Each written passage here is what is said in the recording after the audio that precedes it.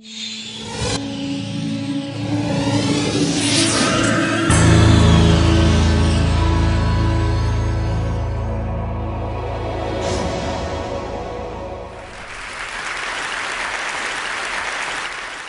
is a photograph by the artist Michael Najjar, and it's real in the sense that he went there to Argentina to take the photo. But it's also a fiction. There's a lot of work that went into it after that. And what he's done is he's actually reshaped digitally all of the contours of the mountains to follow the vicissitudes of the Dow Jones Index. So what you see, that precipice, that high precipice with the valley, is the 2008 financial crisis. The photo was made when we were deep in the valley over there. I don't know where we are now. This is the Hang Seng Index for Hong Kong. And similar topography, I wonder why. And this is art, right? This is metaphor. But I think the point is that this is metaphor with teeth. And it's with those teeth that I want to propose today that we rethink a little bit about the role of contemporary math, not just financial math, but math in general, that it's transitioned from being something that we sort of extract and derive from the world to something that actually starts to shape it. The world around us and the world inside us, and it's specifically algorithms, which are basically the math that computers use to decide stuff. They acquire the sensibility of truth because they repeat over and over again, and they kind of ossify and calcify, and they kind of become real. And I was thinking about this, of all places, on a transatlantic flight a couple years ago, because I happened to be seated next to a Hungarian physicist about my age, and we were talking about what life was like during the Cold War for physicists in Hungary. And I said, so what were you doing? And he said, well, we were mostly breaking stealth. And I said, that's a good job. That's interesting.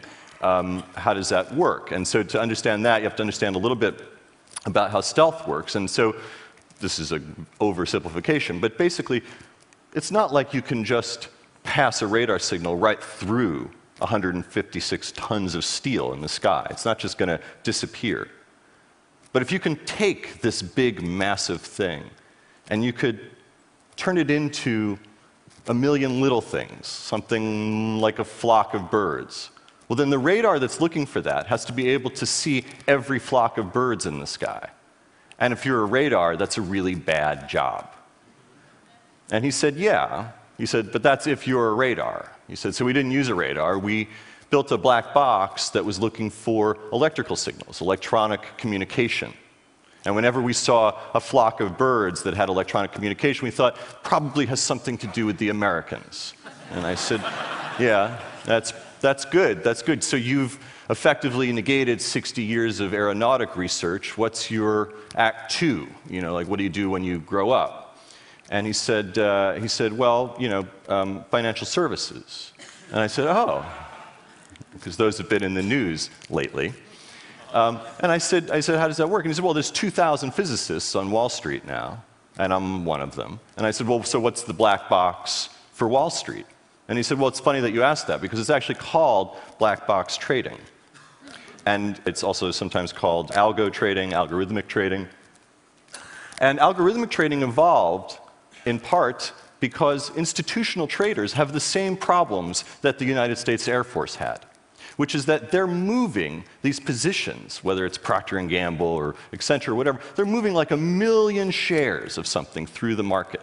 And if they do that all at once, it's like playing poker and just going all in right away, right? You just tip your hand.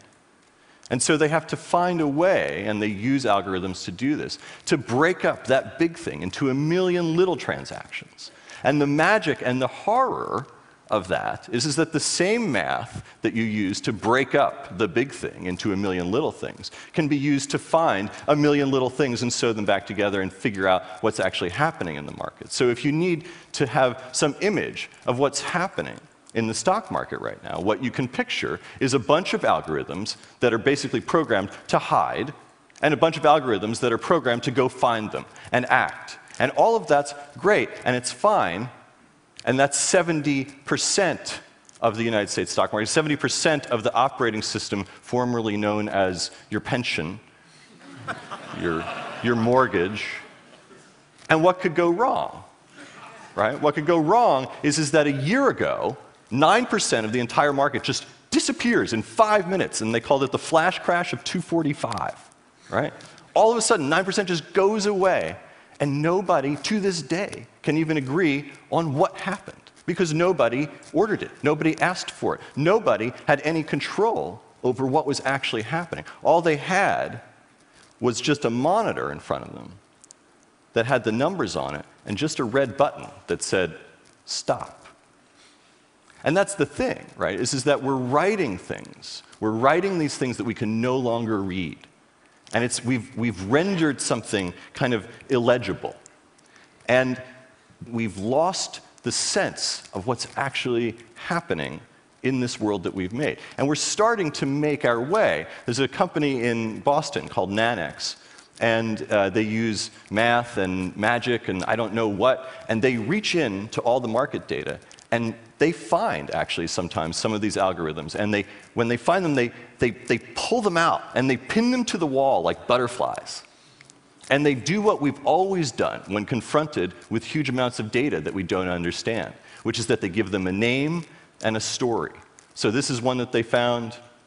They called the knife, the carnival, the Boston shuffler, Twilight. And the gag is that, of course, these aren't just running through the market, right? You can find these kinds of things wherever you look once you learn how to look for them, right? You can find it here, this book about flies that you may have been looking at on Amazon. You may have noticed it when its price started at $1.7 million. It's out of print still. If you had bought it at 1.7, it would have been a bargain. A few hours later, it had gone up to $23.6 million plus shipping and handling. And the question is, nobody was buying or selling anything. What was happening? And you see this behavior on Amazon as surely as you see it on Wall Street. And when you see this kind of behavior, what you see is the evidence of algorithms in conflict, algorithms locked in loops with each other without any human oversight, without any adult supervision to say, actually, 1.7 million is plenty. You stick with that. And as with Amazon, so it is with Netflix. Right?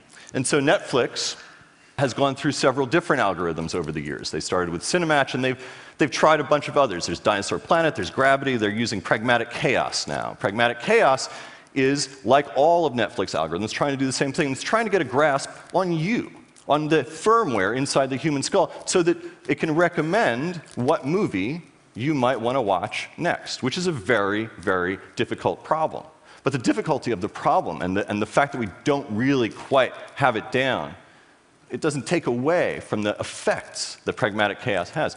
Pragmatic Chaos, like all Netflix algorithms, determines, in the end, 60% of what movies end up being rented, right? So one piece of code with one idea about you is responsible for 60% of those movies.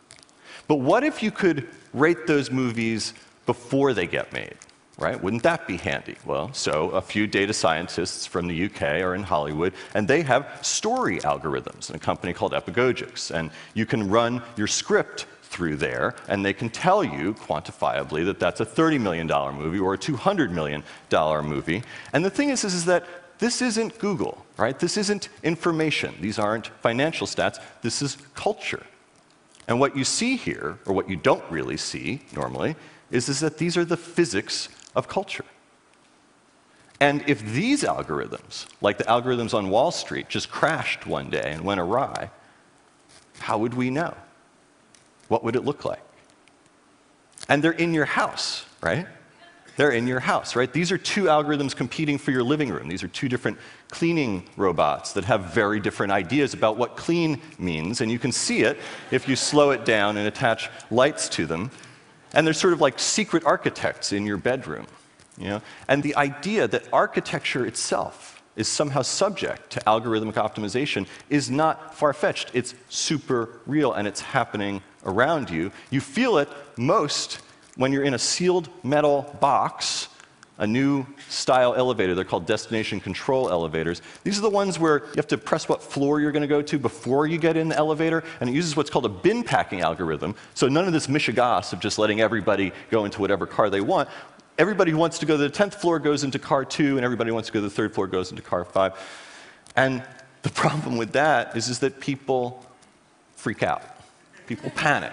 And you see why, right? You see why. It's because the elevator is missing some important instrumentation, like the buttons, right? Like the things that people use. All it has is just the number that moves up or down and that red button that says stop. And this is what we're designing for. We're designing for this kind of machine dialect, right? And how far can you take that?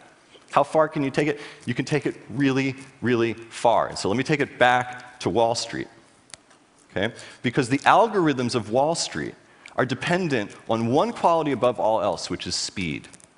And they operate on milliseconds and microseconds. And just to give you a sense of what microseconds are, it takes you 500,000 microseconds just to click a mouse. But if you're a Wall Street algorithm and you're 5 microseconds behind, you're a loser.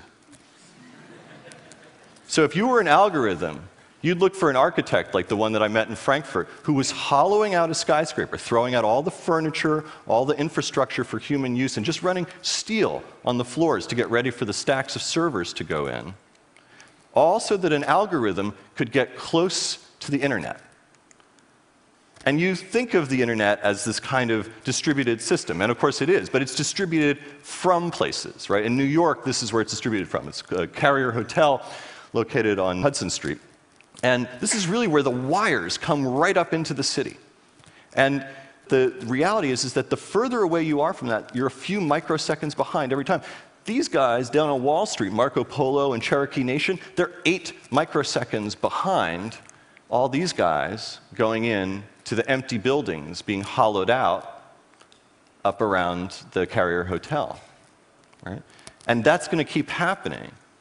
We're going to keep hollowing them out because you, inch for inch, and pound for pound, and dollar for dollar, none of you could squeeze revenue out of that space like the Boston Shuffler could. But if you zoom out, you would see an 825-mile trench between New York City and Chicago. It's been built over the last few years by a company called Spread Networks. This is a fiber optic cable that was laid between those two cities to just be able to traffic one signal 37 times faster than you can click a mouse, just for these algorithms, just for the carnival and the knife. And when you think about this, that we're running through the United States with dynamite and rock saws so that an algorithm can close the deal 3 microseconds faster, all for a communications framework that no human will ever know. That's a kind of manifest destiny, and we'll always look for a new frontier. And fortunately, we have our work cut out for us. This is just theoretical. This is some mathematicians at MIT, and the truth is, I don't really understand a lot of what they're talking about. It involves light cones and quantum entanglement, and I don't really understand any of that, but I can read this map. And what this map says is that if you're trying to make money on the markets where the red dots are, that's where people are, where the cities are, you're going to have to put the servers where the blue dots are to do that most effectively. And the thing that you might have noticed about those blue dots is that a lot of them are in the middle of the ocean. So that's what we'll do. We'll build bubbles or something, or platforms. We'll actually part the water, right, to pull money out of the air, because it's a bright future if you're an algorithm.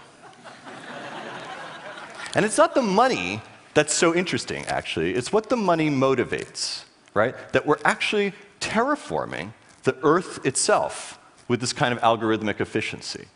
And in that light, you go back and you look at Michael Najjar's photographs, and you realize that they're not metaphor, they're prophecy, right? They're prophecy for the kind of seismic, terrestrial effects of the math that we're making.